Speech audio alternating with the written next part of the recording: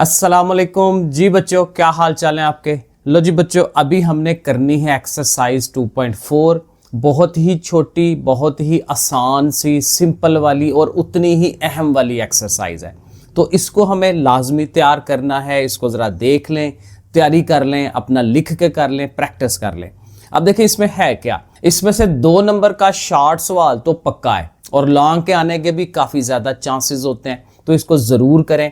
अब देखें इसमें करना क्या है। इसमें देखें सबसे पहले जो मैंने टॉप पे लिखा, फर्क कुनिंदा, डिस्क्रिमिनेंट, ये क्या होता है। ये देखें ये चीज़ होती है b² - 4ac। ये अगर याद हो आपको तो ये जो हम क्वाड्रेटिक फार्मूला लगाते थे, जो मैंने नीचे लिख दिया है, इस फार्मूले में स्क्वायर रूट के जो अंदर चीज़ आ रही है, इस चीज़ को हम कहते हैं डिस्क्रिमिनेंट। अब ये क्यों हम ले रहे हैं इसको, इसलिए कि इसको देख के हम अंदाज़ा लगा सकते हैं कि हमारे पास जो क्वाड्रेटिक इक्वेशन है, जो उसके 2 आंसर्स आते हैं, वो किस तरह के होंगे। अगेन वही बात है कि बजाय सारा हल किए, ठीक है, हल नहीं करना हमने, यानी नॉर्मली जैसे हमने 2.1 में डिफरेंट मेथड लगा के 2 आंसर्स निकाले थे, फार्मूला लगा के देखा, फिर हमने फैक्टराइजेशन की, फिर हमने वो तकमील मुरब्बा कंप्लीटिंग स्क्वायर का मेथड किया, फिर इवन ग्राफ के मेथड से भी हमने उसको किया, तो हम आंसर्स बनाते थे। अब इशू यही होता है कि बाज़ सीन्स ऐसे होते हैं, बाज़ जगह ऐसे होती हैं कि हमें पूरे आंसर्स चाहिए ही नहीं है, हमें सिर्फ उनकी नेचर देखनी है कि वो जो आंसर्स होंगे वो किस तरह के होंगे। ठीक है, वो हमारे अब ज़ाहिर है फिज़िक्स में, केमिस्ट्री में, इकोनॉमिक्स में, डिफरेंट जगहों पे हमें ये चीज़ें चाहिए होती हैं, वहाँ पे इसकी एप्लीकेशंस लगती हैं। तो उसके लिए फिर हम क्या करते हैं, ये इस डिस्क्रिमिनेंट को देखते हैं। अब ये जो डिस्क्रिमिनेंट है, अब देखें ज़रा गौर करिएगा, अगर ये पार्ट 0 हो जाए, ये स्क्वायर रूट वाला पार्ट 0 हो जाए, तो ये सारा ख़त्म हो जाएगा, प्लस माइनस भी उसके साथ गया, सिर्फ रह जाएगा -b/2a, एक सिंगल आंसर। अब सिंगल आंसर तो नहीं होता, क्वाड्रेटिक के तो 2 आंसर्स होते हैं, तो वो दोनों आंसर सेम हो जाते हैं। एक आंसर अगर 7 आया, दूसरा भी 7 आया, इसको रिपीटेड आंसर कहते हैं, मसावी, एक जैसे। ठीक है, इस तरह का वो आंसर हो जाता है। फिर अगर इसका आंसर पॉजिटिव आए, तो पॉजिटिव आएगा तो कुछ ना कुछ आंसर आएगा, तो प्लस माइनस करके 2 डिफरेंट आंसर्स आएंगे। अब अगेन अगर इसका आंसर नेगेटिव आ जाए, b² - 4ac माइनस में आ जाए, अब माइनस में आएगा तो स्क्वायर रूट के अंदर माइनस आए, तो हमने पहला चैप्टर सारे का सारा यही पढ़ा है कि नेगेटिव साइन स्क्वायर रूट में आ जाए तो हम उसको आयोटा बना लेते हैं, कम्प्लेक्स नंबर वो बन जाता है, रियल नंबर नहीं फिर वो रहता। ठीक है, तो वो मसला, ठीक है, तो उस हिसाब से ये चीज़ बड़ी अहम है, b² - 4ac। तो इसी को हम इस एक्सरसाइज में एनालिसिस करेंगे और बड़ा ही मज़े का होगा ये वाला काम। अब देखें इसमें फिर हमें नेचर ऑफ द रूट्स बतानी होती हैं। ये जो रूट्स हैं, ये जो आंसर्स 2 निकलते हैं, उनकी नेचर क्या है, किस तरह के होंगे, प्लस में आएंगे, माइनस में आएंगे, 0 में आएंगे, नेगेटिव आएंगे, तो वो हम बताते हैं डिस्क्रिमिनेंट को देख के। अब यहाँ हमारे पास 4 केसेस बनेंगे। एक मैंने अभी आपको बताया कि जी अगर डिस्क्रिमिनेंट 0 हो जाए, ठीक है ना, b² - 4ac अगर 0 आ जाता है, और अभी हम ये सवाल करेंगे सारे इजीली समझ आएंगे।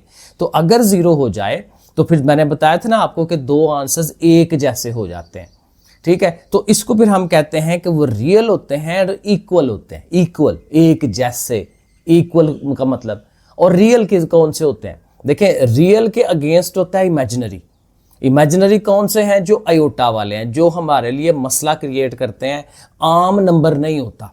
जो रियल नंबर्स होते हैं वो आम नंबर होते हैं, कुछ भी, बटे वाला, जजर वाला, माइनस वाला, प्लस वाला, अशारिये वाला, पाई है, ई है, ये सारे के सारे रियल नंबर्स होते हैं।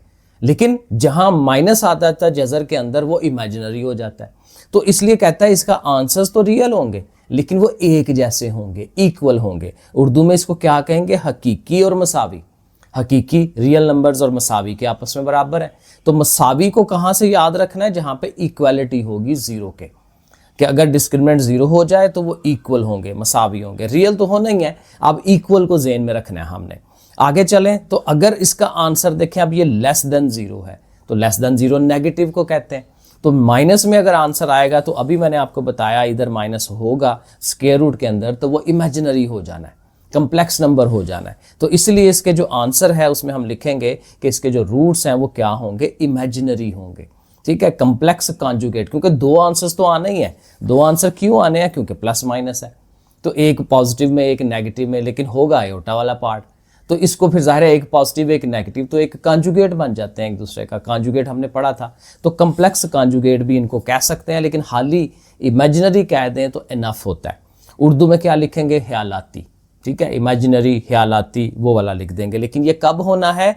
अगर ये हमारा डिस्क्रिमिनेंट 0 से छोटा आए, यानी कि नेगेटिव आए। उसके बाद अब पॉजिटिव पे आ जाएं। अब पॉजिटिव पे हमारे पास दो केसेस होंगे। एक केस ये है कि पॉजिटिव तो आए, ग्रेटर देन 0 हो, लेकिन स्केयर ना हो। फॉर एग्जाम्पल 4 ना आंसर आए, 9 ना आए, 16 ना आए, 25 ना आए, क्योंकि ये जो आंसर्स हैं ये सारे स्केयर बनते हैं ना किसी चीज़ का। 9 किसका स्केयर होता है? 3 का। 25 किसका स्केयर है? 5 का। तो वो स्केयर ना बन रहा हो, लेकिन हो पॉजिटिव, तो फिर क्या होगा? डेफिनेटली वो दो आंसर्स बनेंगे डिफरेंट डिफरेंट, गैर मसावी होंगे, अनइक्वल होंगे। फिर इनको हम कहते हैं इर्रेशनल। ये मेन चीज़ हमें याद रखनी है, क्योंकि आपको याद होगा रैशनल और इर्रेशनल को हमने पढ़ा था किसी टाइम, कि अगर हमारे पास ऐसे हो ना 25 और उसके ऊपर स्क्वायर रूट, तो ये रैशनल आता है, क्योंकि ये किसी चीज़ का स्क्वायर बन रहा होता है। 25 का स्क्वायर रूट प्रॉपर एक नंबर आता है 5, तो इसलिए इसको रैशनल कहते हैं, नातक कहते हैं। लेकिन अगर यहाँ पे 26 हो जाए, ठीक है, परफेक्ट स्क्वायर ना हो, जो कि हम ये वाला केस कर रहे हैं कि परफेक्ट स्क्वायर ना हो, तो फिर वो जाहिर है वो पॉइंट में चला जाता है, तो फिर वो इर्रेशनल हो जाता है। तो ये रैशनल इर्रेशनल की डेफिनेशन के अंदर हमने इनको पढ़ा हुआ है। तो इसलिए अगर वो परफेक्ट स्क्वायर नहीं है तो हम इसको इर्रेशनल कहेंगे, गैर नातक कहेंगे। रियल तो हो नहीं है, हकीकी रियल होना ही होना है। सिर्फ यहाँ पे रियल नहीं होता इमेजिनरी में, ठीक है। तो रियल होगा, इर्रेशनल होगा, लेकिन साथ क्या होगा? अनइक्वल। दो आंसर्स जो आते हैं वो एक दूसरे के अपोजिट होंगे, कोई कुछ और होगा, कोई कुछ और होगा, ठीक है। तो गैर मसावी, हकीकी, गैर नातक और गैर मसावी। और इसी का दूसरा पार्ट ये है कि वो पॉजिटिव तो हो, ग्रेटर देन 0 हो, लेकिन साथ परफेक्ट स्क्वायर हो। तो परफेक्ट स्क्वायर के लिए बस ये दोनों में फ़र्क हो जाएगा कि वो रैशनल हो जाएगा। बाकी बातें वही हैं, real and unequal, real and unequal, हकीकी और गैर मसावी, हकीकी और गैर मसावी। लेकिन ये वाला है गैर नातक, ये वाला है नातक, रैशनल एंड इर्रेशनल। तो इस तरह से थोड़ा सा जेन में रखना है, आहिस्ता आहिस्ता जेन में बैठ जाएंगी ये चीज़ें। तो बस ये जेन में रखना है, बाकी सारे सवाल इसके बड़े आराम से होने वाले हैं। अब देखें क्वेश्चन नंबर 1 की तरफ आएँ। कहते हैं examine the nature of the roots of the following quadratic equation, कि ये जी क्वाड्रेटिक इक्वेशन आपको दी हुई है, इनकी ज़रा जो रूट्स की नेचर है वो फाइंड करके दें, रूट्स की नोयत मालूम करके दें। उर्दू में नोयत लिखा होगा, तो इसलिए जब भी वो रूट्स की नेचर कहेगा हमने डिस्क्रिमिनेंट की तरफ जाना है, बस ये आपने ज़हन में रखना है। तो हम ज़ाहिर है ये इक्वेशन हमारे सामने होगी, उसको हम लिखेंगे क्वाड्रेटिक इक्वेशन। हमें नज़र आ रहा है ये ए है, ये हमारा बी जो है वो -9 है, सी हमारा -2 है। हम डिस्क्रिमिनेंट का फार्मूला लिखेंगे b² - 4ac = अब इसको हल करना है, मेन काम ये है। b का स्क्वायर, लो जी b है हमारा -9, तो हमारे -9 का स्क्वायर हो जाएगा। आगे क्या है? -4, जैसे ये बना हुआ है वैसे ही लिखते जाएं। a की वैल्यू लगाएं, a हमारे पास 3 है, फिर आगे c की वैल्यू लगाएं, c हमारे पास -2 है। ये तीनों आपस में ज़ाहिर है मल्टीप्लाई हो रहे होते हैं। अच्छा जी, अब 9 का स्क्वायर लें तो कितना हो जाएगा? 81। चलो जी 81 हो गया। अब ये देखें ये तीनों आपस में मल्टीप्लाई होते हैं, तो दोनों माइनसेस मिलके प्लस हो जाएंगे। 4 3 = 12, 12 2 = कितना हो जाएगा? 24। लो जी 24 हो गया। अब अगले स्टेप में सिंपल दोनों ने ऐड हो के तो एक आंसर दे देना है। 4 और 1 5 हो गया, और 8 और 2 10 हो गया। लो जी 105 आ गया। अब पहला काम क्या देखना है? ये 0 नहीं है। दूसरा काम ये देखना है क्या ये नेगेटिव है? नेगेटिव भी नहीं है। नेगेटिव होता तो हम इमेजिनरी कह देते। पॉजिटिव है।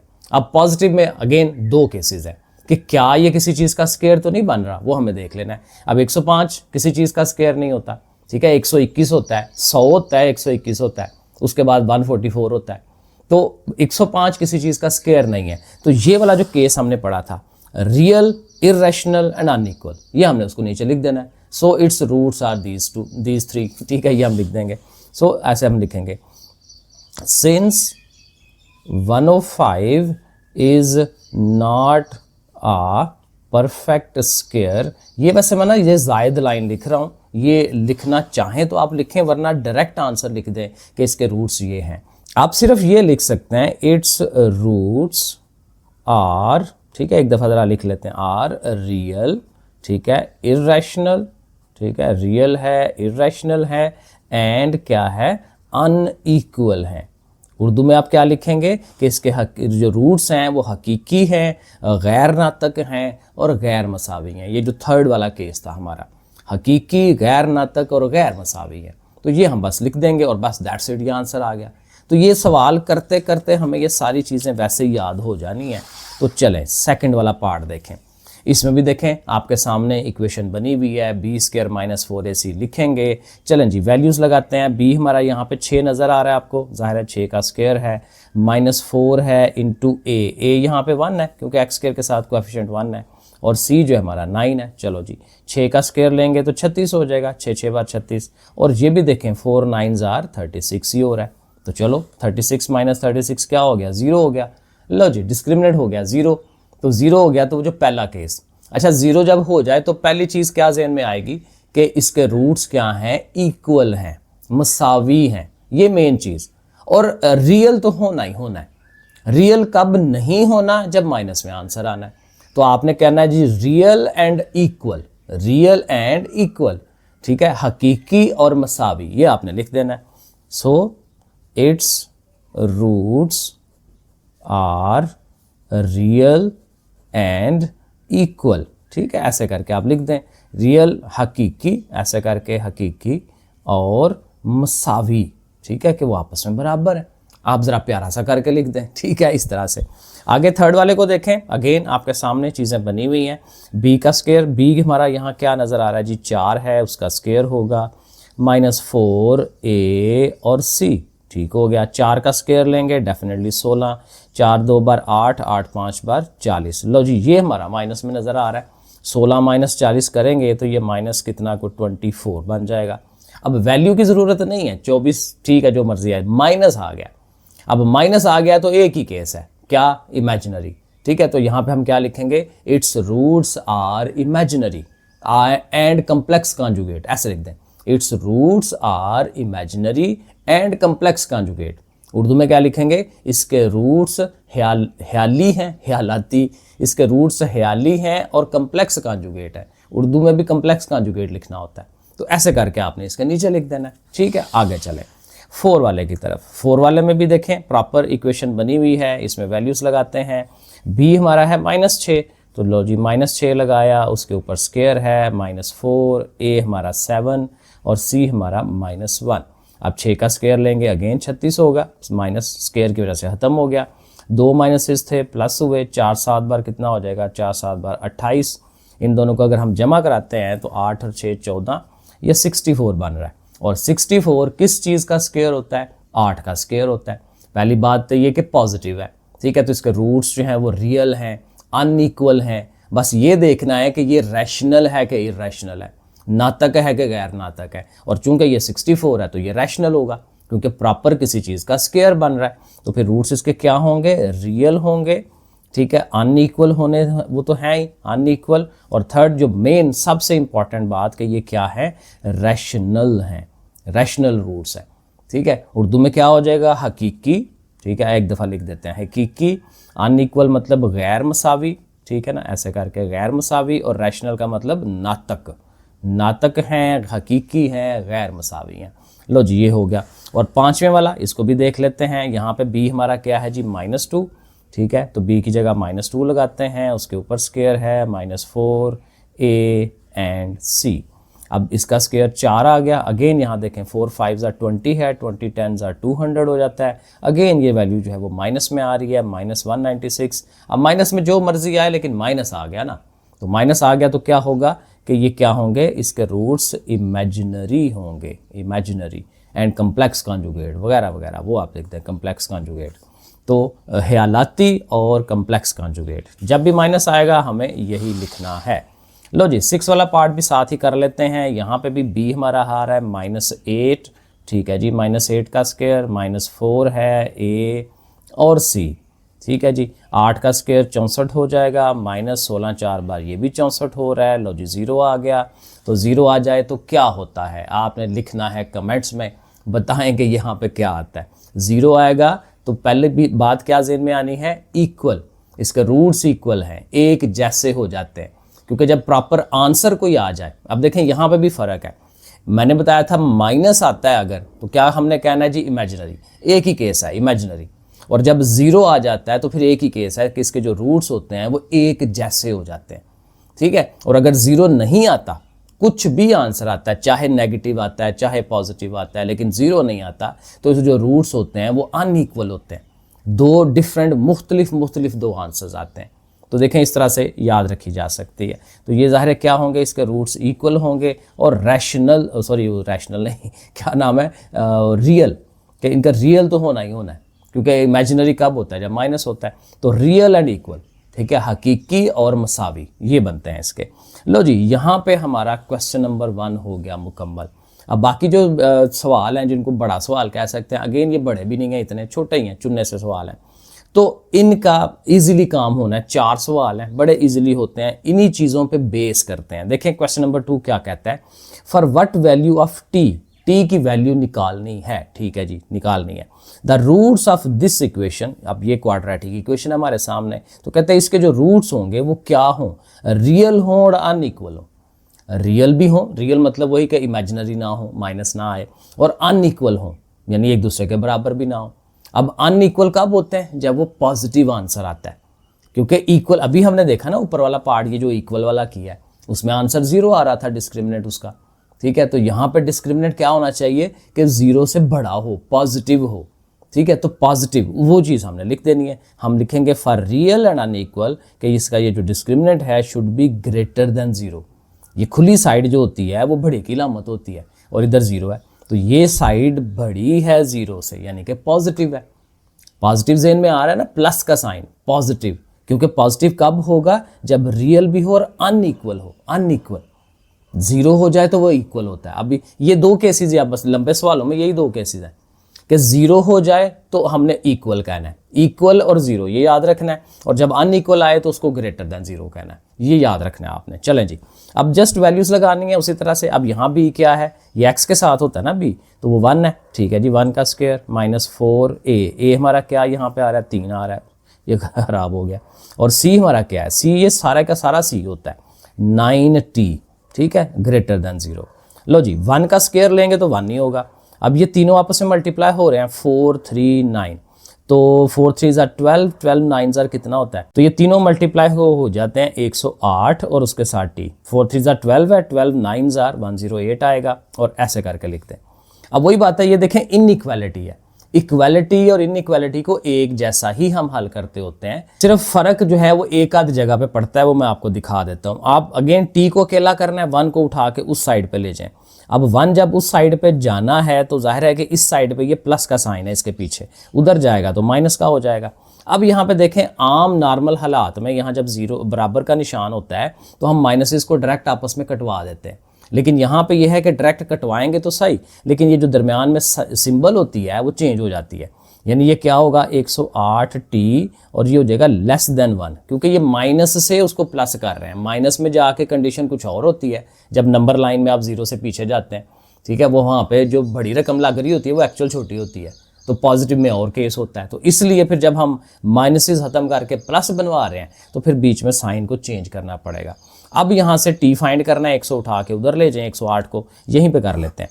सो t इज़ लेस देन 1/108। तो अब ये देखें, ये कंडीशन आ गई कि t की वैल्यू 1/108 से छोटी होनी चाहिए, तब इसके जो रूट्स आएंगे वो क्या होंगे, रियल होंगे और अनइक्वल होंगे। तो बस ये याद रखना है, अनइक्वल की निशानी नज़र आ गई, आपने उस डिस्क्रिमिनेंट को ग्रेटर देन 0 रखना है, ये याद रखना है। बाकी काम देखें सिंपल सा है, सिंपल कैलकुलेशन है, वो आपने कर लेनी है। आगे चलें क्वेश्चन नंबर 3 की तरफ। यहाँ कहता है if the quadratic equation this one has equal roots. अब यहाँ पे रूट्स क्या है, इक्वल है। अब देखें यही फ़र्क है, पिछले सवाल में अनइक्वल है, यहाँ इक्वल है, तो इक्वल का मतलब क्या होगा कि आंसर 0 होना चाहिए। तो इसका डिस्क्रिमिनेंट हम 0 के बराबर रख के फिर इसको हल कर लेंगे। तो यहाँ पे शुरू कर लेते हैं, तो चलें वैल्यूज़ लगाते हैं। b हमारा यहाँ पे क्या है 7p, देखें x के साथ जो है 7p लिखा हुआ है, तो x के अलावा जो कुछ होता है वो b होता है। तो यहाँ पे हमने इसकी जगह लिखना है 7p, और चाहे उसके ऊपर स्क्वायर है -4, और उसके बाद a जो है वो 16 है, ठीक है, और c जो है हमारा 49 है, उसको हम लिख लेते हैं। चले जी, अब 7 का स्क्वायर लेंगे 49 हो जाएगा, साथ उसके p का स्क्वायर है। अब इन तीनों ने मल्टीप्लाई होना है, अच्छे खासी लंबी रकम है, तो 4 इंटू 16 कर लेते हैं, इंटू 49 कर लेते हैं, तो ये बन जाता है 3136। तो 3136 ज़ाहिर है कैलकुलेटर से आप करें। अब माइनस की चीज़ है उस साइड पे ले जाएं, 49 p स्क्वायर। अब देखें ना ये प्रॉपर इक्वेशन है हमारे पास, ये 49 है, तो इसको 49 p स्क्वायर लिख लेते हैं। 3136 जो है उस साइड पे चला गया। अब देखें ना प्रॉपर इक्वेशन है, तो नॉर्मल जैसे हल करते हैं उस तरह से ही हल करेंगे। 49 को उस साइड पे ले जाते हैं तो वो जाके डिवाइड करेगा 3136 ओवर में 49। तो चलें इसको 49 पे डिवाइड करके देख लेते हैं, तो डिवाइडेड बाय 49, तो ये पूरी रकम आ रही है 64। लो जी 64 आ गया। और चूंकि ये p का स्क्वायर है तो स्क्वायर को ख़त्म करने के लिए आपको पता है स्क्वायर रूट लिया जाता है, तो दोनों तरफ स्क्वायर रूट करेंगे और इधर p अकेला रह गया और इधर हमारे पास रह गया 8। और जाहिर है कि इसके साथ प्लस माइनस किया जाता है जब आप स्क्वायर रूट लेते हैं, तो p की वैल्यू प्लस माइनस 8 आ गई कि अगर आप p की वैल्यू प्लस में या माइनस में 8 लेते हैं तो फिर ये जो हमारी इक्वेशन है हमारी क्वाड्रेटिक ये वाली, ये क्या करेगी, अपने किस तरह के रूट्स देगी, इक्वल रूट्स देगी। उनके जो दो आंसर्स आएंगे वो एक जैसे आंसर होंगे, इसका ये मतलब है। तो चलें क्वेश्चन नंबर 3 भी हमारा हो गया। अब चलेंगे क्वेश्चन नंबर 4 पे। अब क्वेश्चन 4 और 5 जो है ना, इन्हीं दो सवालों की रेपिटेशन है। ये जो हमने क्वेश्चन नंबर 2 और 3 किया बिल्कुल सेम चीज़ें हैं, सिर्फ ये होता है कि रकमें चेंज हो जाती हैं। अब देखें क्वेश्चन नंबर 4, फाइंड q। अब यहाँ पे q फाइंड करना है। If roots of the quadratic equation this one are real and unequal. Question number 2 में भी यही था कि रियल हैं लेकिन अनइक्वल हैं, तो चूंकि अनइक्वल हैं तो हमने उसको ग्रेटर देन 0 रखना है। मैंने आपको यही बताया, ये दो बातें याद रखनी है। इक्वल के लिए बराबर का निशान रखना है और अनइक्वल के लिए ये जो है वो ग्रेटर देन का रखना है, कि उसको पॉजिटिव रखना है। तो उस तरह से लिख के वैल्यूज़ लगा के शुरू कर देते हैं। अब ये क्वाड्रेटिक इक्वेशन u की शक्ल में है, ये याद रखना है, यहाँ पे x नहीं है, u की शक्ल में है।